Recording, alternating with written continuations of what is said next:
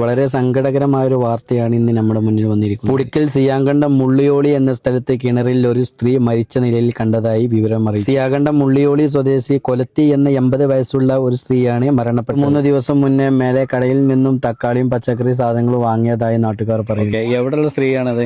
ഇത് ശരി, ഇവിടെ കുഞ്ഞോൽ എന്നറിയും. കുഞ്ഞോലിന്റെ പങ്ങള കൊലത്തി എന്ന പേര്. ഏകദേശം എത്ര വയസ്സ്? ഒരു 62-61 വയസ്സാണ്. വീട്ടില് അവൾ തനിച്ചാണ്. 2-3 നായും അതിനുള്ളൂ, വേറെ ആരുമില്ല. വീട്ടിൽ വേറെ ആരുമില്ല, തനിച്ചാണ്. വീട്ടില് അവർ തനിച്ചാണ്. തൊട്ടടുത്ത് അവരെ ഏകദേശം എത്ര പഴക്കണ്ടോ ബോഡിക്ക്? ബോഡിക്ക് ഏകദേശം അങ്ങനെ കാഴ്ചാണ്ട് 2-3 ദിവസത്തെ പഴക്കം കാണുന്നുണ്ട്. 3 ദിവസം പഴക്കല്ലേ? കാരണം ശരീരത്തിലൊക്കെ ഈച്ചിന്നൊക്കെ വന്നിട്ട് പിന്നെ പൊന്തി കിടക്കുന്നുണ്ട്. ബീബുകാരൻ ആളെ എനിക്ക് വിളിച്ച്, ഞാനവിടെ തൊടിയിലായിരുന്നു. മൂസുട്ടിയൊക്കെ കോൾ ചെയ്ത് ഇങ്ങനെ കിണറിൽ കൊലത്തിൻ്റെ ഡെഡ് ബോഡി കാണുന്നുണ്ട്, ഒന്ന് സ്റ്റേഷനിലേക്ക് വിവരം കൊടുക്കാൻ വേണ്ടി പറഞ്ഞ് ഞാൻ അപ്പം തന്നെ സ്റ്റേഷനിൽ PROനെ വിളിച്ച്, PRO ലീവിലായപ്പോൾ മറ്റേ CIനെ വിളിച്ചു. അങ്ങനെ അവരുടെ അടുത്ത് വിവരങ്ങൾ കൊടുത്ത് പിന്നെ ഇപ്പോൾ അതാ പഞ്ചായത്തു നിന്നും അവിടെ മെമ്പർ എല്ലാവരും വന്ന് ബോഡി പുറത്തെടുത്ത് കാര്യങ്ങളൊക്കെ ഫുള്ള് കാടായിരുന്നു അവിടെ. ആ കാടൊക്കെ നമ്മളെ ട്രോമൻ്റെ ആളുകൾ ആദ്യം ഒക്കെ കട്ട് ചെയ്ത് ഇതൊക്കെ ചെയ്തു കൊടുത്ത്.